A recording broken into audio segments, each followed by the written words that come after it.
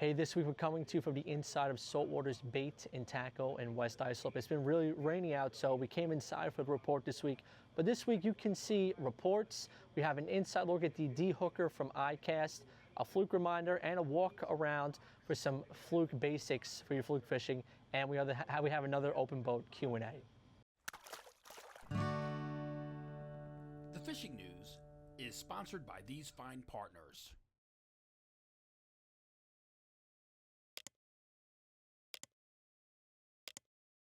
Today's date is August 8th. We're already into the second week of the month, and beginning in the month, the Fluke regulations did change. They went from 19-inch size limit all the way up to 19.5-inch size limit. If you're going to be fluking this month, please be mindful of these new change regulations. The bag limit does stay the same at 3 fish per person. Another digital edition of the Fisherman magazine is out. We have a bunch of great stories for you. Got to check them out this week.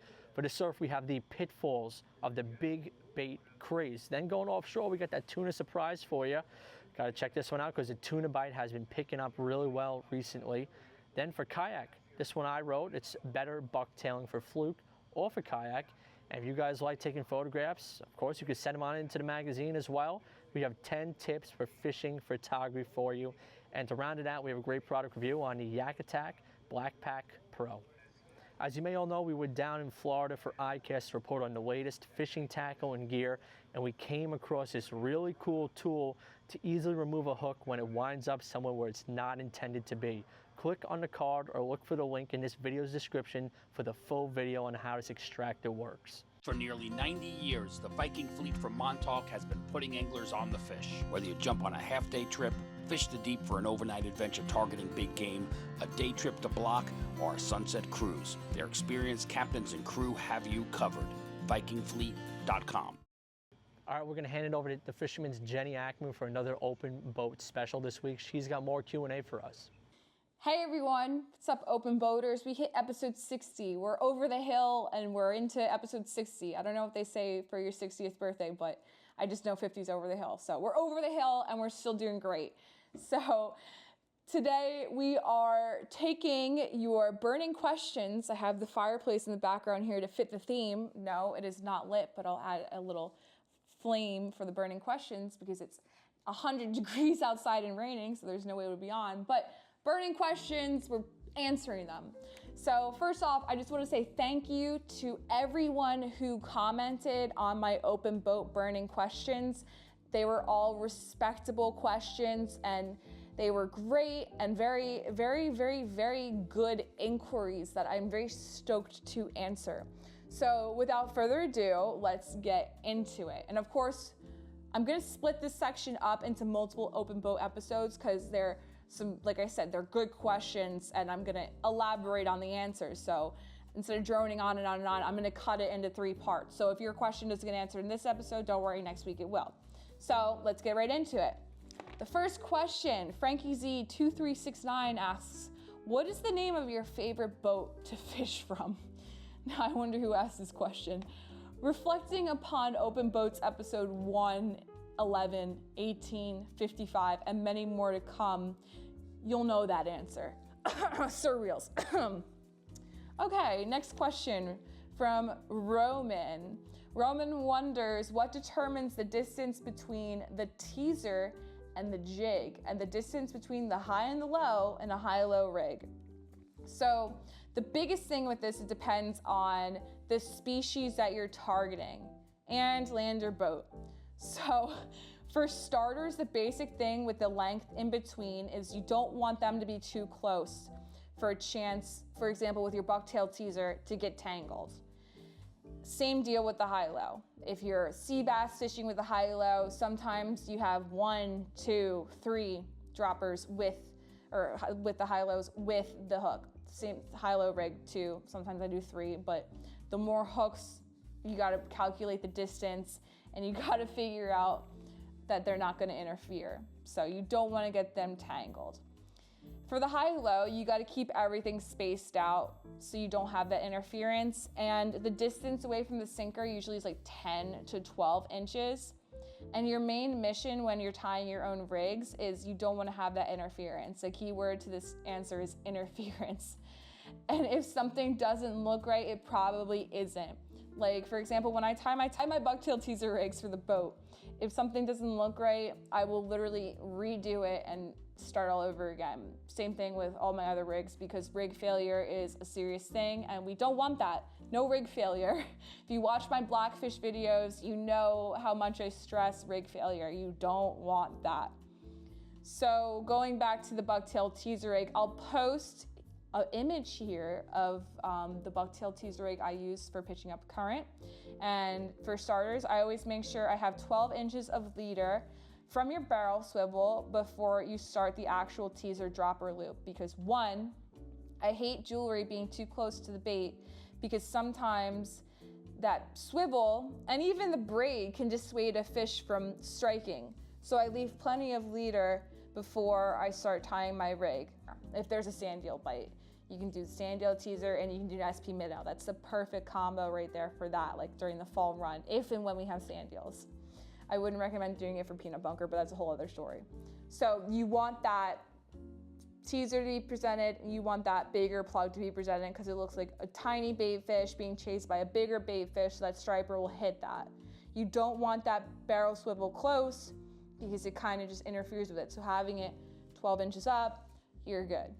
To see the entire Q&A video from Jenni, check out our YouTube this Sunday at 6 p.m.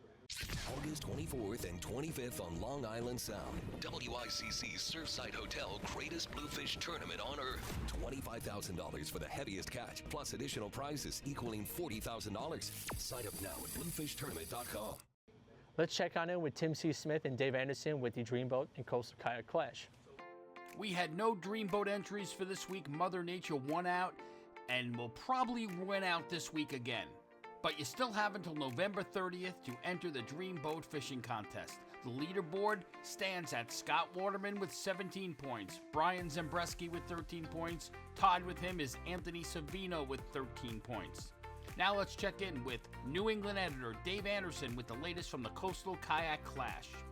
It's easy to see that hardtail season has begun in the CKC. This week we have 2 entries and they're both in the hardtail category. Todd Treons tops the hardtail leaderboard with his 19-inch bonito, and Justin Oster grabs second place with this 17.5-inch bonito. And with that, the tie is finally broken. The top of the leaderboard now looks like this. Mike Radziszewski remains in third place with 6 points. Bob Wagner drops to second place with 9 points, and Justin Oster tops the charts with 11 points. Keep an eye on Todd Treons. He's hanging just shy of the top 3 with 5 points. Get all the details and rules for the Coastal Kayak Clash and the Dreamboat Fishing Challenge at thefisherman.com/contests. All right, now we've got some upcoming events. Today, August 8th, is a Town of Islip Public Freshwater Clinic. Then on August 10th is the 5th Annual Freeport Tuna Club Fluke Shootout Tournament. Then on the 17th is the 8th Annual Summer Fluke Slam.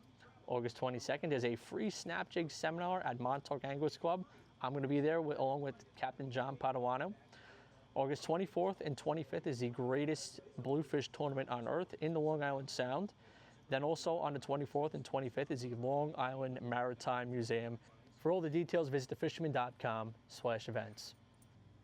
So it's a really rainy day outside. It's been rainy this whole week. So we checked in at Saltwater's Bait and Tackle in West Islip to do some tackle shopping, get some bay bucktailing, some light tackle, fluke basics. I'm going to go over what I usually fish with you guys. Come along, follow me. So we started over here. We're in front of the Spro bucktail wall. For some reason, I love Spro bucktails. So many other people love Spro bucktails for their basic fluke fishing in the bays. I like anywhere from, I'll go down to like 3/8 of an ounce when it's really shallow. I'm fishing 3-4 feet of water. If it gets a little deeper, I'm going up to an ounce, 3/4 of an ounce maybe. Definitely got to get these if you're doing some bay bucktailing for fluke. If you're fishing a little deeper, of course, you can go with the 1.5s, the 2s, or the 3s. There's a lot of different colors. There's a lot of different sizes in the Spro line, and they do a really good job at getting fluke to bite. Follow me this way. All right, pretty much with bucktails, go hand in hand with gulp baits. I love gulp. I love fish bites or fluke. I got big into these more synthetic kind of like curly tail baits for fluke. Again, sometimes the shrimp tails work great. There's been a lot of shrimp in our bays recently, so don't overlook the shrimps either. but the staples are definitely the curly tails, the 4-inch grubs from Gulp, the 3-inch, 4-inch swimming mullets are great too. Again, I stick to the basic colors. I like pink, white, chartreuse, but there's some other great colors here too. This color, this salmon red's an awesome color. I've seen guys do really good on this. The nuclear chicken, that's another great color. Also, fish bites. Don't rule out the fish bites as well. We've done great with fish bites. As you can see, I have the shirt on. Fish bites are a really good product. I stand beside them. Fish bites, Gulp, we got that covered. Follow me this way. We're going to go into some terminal tackle, some line kind of stuff. So for my basic light fluke bucktailing, again, the key word is light. I like light lines. I like light Power Pro braids. Berkeley X9, great stuff too. Suffix is nice stuff as well. But for me, I'm only using 15-pound max. I usually use 10-pound braid for my bucktail fluking in the bay. That's why I can use these light half-ounce, 3/4, 3/8-ounce bucktails. So go with something like a high-vis yellow and 10-pound. Excellent choice right there. To go with that, you got to have some leader.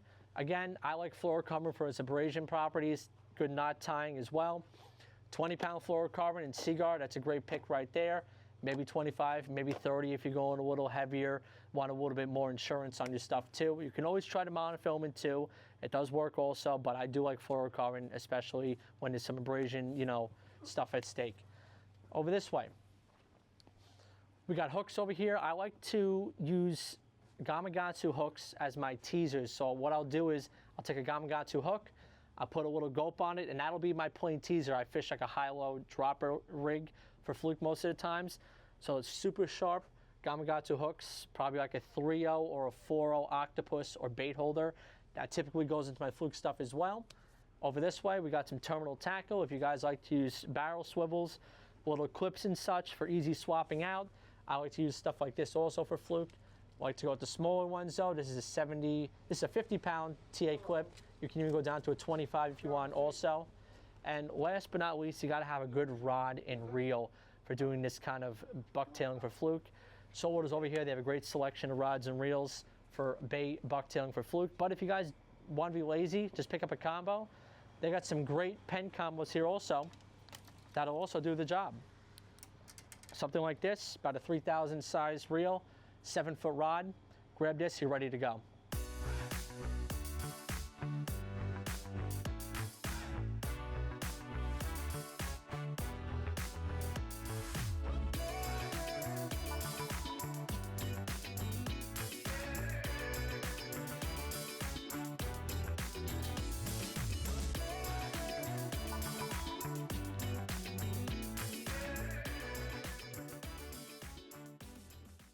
Yeah, and if you guys don't want to use Gulp or fish bites, Saltwater has a fine selection of Canadian local spearing, squid strips, all the essential reel baits you can use for fluke as well. It was a rainy week, but I have a couple reports from you from around the map.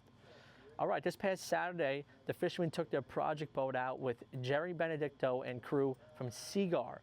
We hit the Long Island Sound, headed out to the middle grounds. We came across some really big porgies. We were using fish bites. We're using clam on small jigs, porgy rigs as well. We sent the guys home from Seaguar with some real big pork chop porgies. They said they were going to make them into some great fish tacos, and they were going to make them whole on the grill. Hopefully that meal was delicious, Jerry. Also, if you guys like surf fishing, I know the bite's been a little slow recently, but it's not striped bass, it's not bluefish around. There is cobia in the surf right now. Alex, he sent me this picture of a nice cobia from the central South Shore, and he caught the fish on a bunker chunk. He did mention that he had to weed through a bunch of rays to get this fish, but nonetheless, a cobia catch from the surf. Great catch, Alex. If you do have a notable catch, email me at mbroderick@thefisherman.com. I'll try and get into the weekly video fishing forecast or the magazine.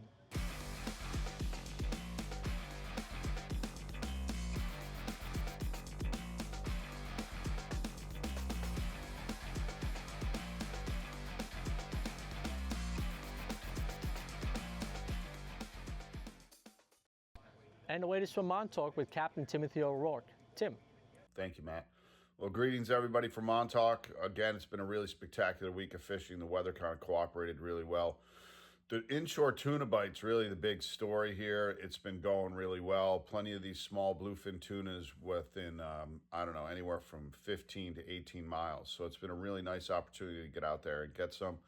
The Double D, the Elizabeth, My Joyce, Oh Brother, pretty much any of these charter boats are getting out there and getting them. So hopefully after this blow this weekend, it'll stay consistent. It should stay good through the fall, and we can get back out them on there. Locally, striped bass is doing really well. The ebb tide's still kicking away on their late night eel trips, getting some nice bass on that. Fluke sea bass still very consistent. And that's pretty much about it. Again, the weather kind of could go either way with this storm. It depends on how quickly it gets out of here. So hopefully it's not much of an impact, and then we get back out fishing and get to enjoy the end of summer. And again, I'd just like to say thanks to everybody who stops by, tells me they watch the report. I run into people all the time, so it's kind of nice to know. I appreciate you guys watching, and enjoy the rest of your summer. Thank you, Matt. From Sag Harbor, Will and Andy. Thanks, Matt. Report this week out of Sag Harbor, guys. Striped bass fishing, obviously now we're in the kind of middle heat of summer, so not as good obviously during the middle of the day if people are getting them on, live eels, live bait, bucktailing, etc. locally, and then also, rips by Montauk, especially at night, is good. Bluefish, there's some gator bluefish still around, people getting them on top water, poppers everywhere still from kind of Jessups and obviously further out east, north by Plum Gut. And then lastly, fluking. It's kind of been a little bit of hit or miss locally. People are still going around Shelter Island and kind of around the area by Sag Harbor, but obviously it depends. Hopefully it's going to get better and better out east by Cartwright. Exactly, and porgy sea bass still staying strong, guys, whether that's on clams, gulp, you name it, little jig even, remaining pretty strong, really good for us in the cooler, of course. Also, the blue snappers, guys, we're pretty excited. Hopefully they're coming in the next couple weeks. Those are always a ton of fun on light tackle or live bait. So hopefully things continue strong, and we'll see you next week. Back to you, Matt. From Shinnecock, Mike Dean. Thanks, Matt. Hey, everyone. Not a whole lot to report. This weather's been really tough. No one's really gotten out front at all in the ocean. Back in the bay, there's some fluke, there's some skates, there's some sea robins, there's a lot of stuff. Actually just did a trip on the Hampton Lady with my son and some kids from his travel baseball team. And for a couple hours, they were bending rods on just about everything. 2-keeper fluke came up on the boat, and my son hooked into what had to be like 150 pound southern stingray, so that was kind of a thrill for a while. But looks like hopefully by the beginning of next week we'll be out of this kind of weather pattern, and people can get out there. Prior to this blow, really good tuna fishing going on. My buddy Rich Schiff, 20 miles outside of Moriches, got into a number of really nice tuna. Also got a visit from the taxman. On Monday, there was some buddy of mine, Chris Dillmeyer, with his dad Dave, got into some smaller bluefin. That was about same thing, like 10 to 20 miles offshore, not all the way out. Those that did get out, I heard it was pretty rough out there, but some nice catches. So we'll see what happens after this blow. If you are able to get out this weekend, do it in a safe way and let us know how you do. Okay, back to you, Matt. Hellmaster EX. This award-winning system features the first single-engine joystick with digital electric steering and new autopilot capability. See Hellmaster EX in action at a Yamaha Outboard dealer or visit YamahaOutboards.com. With the Fly and Freshwater Report, Paul McCain from River Bay Outfitters. Hello, Matt. Well, I've had a great weekend with River Bay Outfitters. Ran a trip here on the Housatonic, and I came up. I spent the whole day camping and fishing with my wife. We had a great time. We spent more time taking care of everybody else, but we did get out and catch a few fish late last night. But the problem was, I got a warning from a friend who was going home that they said storms were coming, except I don't have cell service. So I didn't get any warning until the next day, and it poured. And as you can see, the river is coming up and it's a little off color. But that's okay, because we did fish yesterday and we're on our way home. You got to understand, it's a big watershed. So anytime it rains, it floods. It's the nature of the beast. But anyway, as far as freshwater goes, I'm hearing great things on the Connecticut. Water is up because we had some rains, but that's great because we live on groundwater, so we need that water to keep the trout happy, and the river's cool, and it's been fishing good. But think terrestrials, ants, beetles, crickets. They seem to be the flies that are of choice. We also did a great time saltwater. We did a trip over to Jones Beach, and just to get out, a lot of new people wanted to try their new saltwater rods. I was with Bluefish Joe, he's a phenomenal fisherman and fly tire, and he caught, of course, the biggest fluke. But we had a terrific time. So, until next week. Tight lie. From Huntington, Captain Gaige. Thanks, Matt. What's up, everybody? Captain Gaige here reporting to you from Huntington Harbor, where I fish 7 days a week for SandCityCharter.com. Check out the website.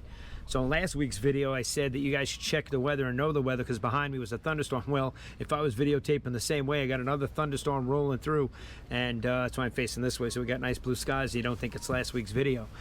However, the fishing's been great in our area. So families have come in from Massachusetts and from out of town, and we get them out there. They live out on the ocean there, and they want to come down here and fish. They bring their 6-year-old kids out.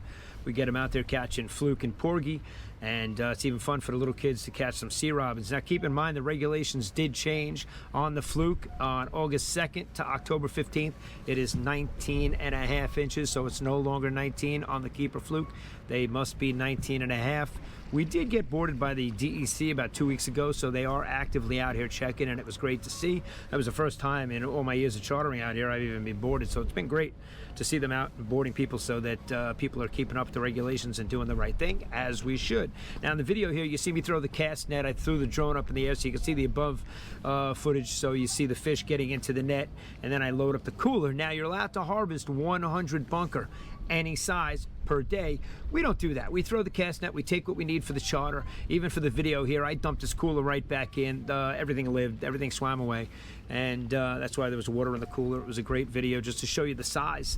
The peanut bunker are actually bigger than the snappers right now, so I'm catching snappers right here behind my boat, and they're 5 inches tops. You know, they're real small. And so if you want to take the kids down to the dock, I'd probably wait a couple of weeks until they size up feeding. They're feeding aggressively here on the shiners on top of the water. See them blowing up all day. So wishing everybody bent rods, tight lines, and I'll see you out on the water. Back to you, Matt. Let's check on in with Chris Landry. Thanks, Matt. August is one of the best times of the year to fish because you never know what you're going to catch. Case in point, Pat from Forever Two Worlds went out for some cobia and bluefin and came across a giant school of black drum. They caught several huge black drum. Congratulations, it's so much fun to catch fish that you're not used to catching out here. We've also been catching Atlantic bonito. Whit from Wits End came out on Rocksteady the other day, and we got on some Atlantic bonito, some Spanish mackerel. There still is cobia out there. I got a 48-inch cobia that you can go eat at Wits End right now if you'd like. There are some bluefin tuna. We will be going out next week for a yellowfin tuna. There is a good weather window after this last week of wind and storms. So there's a lot of reports of southern species in the water, so a very exciting time. Get out there, get the cobia, get the Spanish max, get the albies, get on some black drum perhaps, and you never know what you're going to catch in August. So get out there, get tight, stay safe. Thank you, and back to you, Matt. From the Western Sound, we have Nuno Decosta from Tyalurs up in Rye. Hey guys, Nuno here from Tyalurs. Thanks for having us. This week, wind, more wind, probably some more wind after that. I'm not sure if we're gonna have some inshore windows that we can fish. Most likely we'll probably pick a little pocket or anything. Offshore, it's a whole different ball game. The wind is blowing pretty much all week with this upcoming storm. But inshore fishing remains decent with the striped bass and the fluke. The bluefish, a little bit of an uptick on the bluefish. Porgy fishing, there's some around.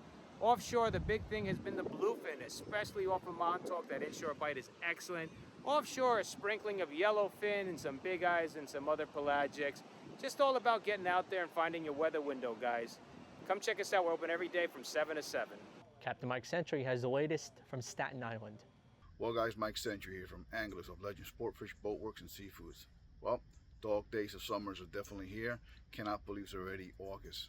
Well, Wednesday, heavy rains approaching this way, and I'm out here checking the bilge on the boat, making sure everybody's somewhat, safe in the marina. All boats looking good. And with that said, managed to get out yesterday or the day before, or whenever it was, and it was Monday actually, for commercial tuna fishing. So no luck with the tunas, but the water was crystal clear, pristine. We did manage to find a pod of bunker, and they were getting hammered with the cobia.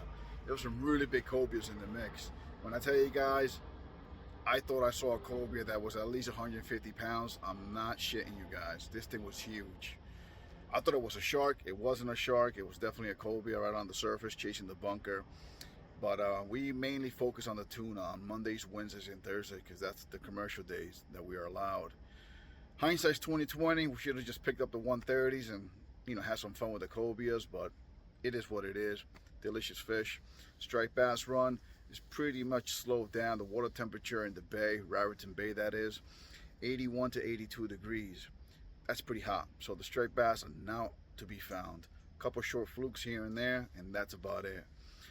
With that said, looking forward for temperature drops with this cold front that we got going on for these couple of days ahead of us. Hopefully that will drop the water temperatures just slightly, and the offshore tuna will be definitely on fire. And hopefully some of these sharks move out the way. Now the cobia was caught on live bunker.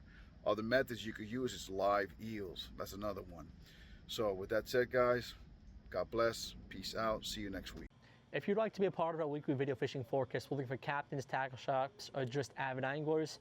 Even from the beach, we're looking for reports too. So contact my producer at tcslibayrad@gmail.com if you are interested. Do not forget this video is available as a podcast on iTunes and Google Music. Search for the Fisherman Magazine podcast and subscribe so you can listen to this broadcast along with some other content. All right, well, it's pretty apparent that the theme this week has been rain, rain, rain. It's been flooding out everywhere, and it's been making it tough to get some reports and get some fishing in. But on the bright side of things, the weekend looks great now. Saturday and Sunday, both are clear. The wind's going to lie down, going to open up an offshore opportunity. Or if you want to do some fluke fishing in the bays, bite's still hot. We'll see you next week.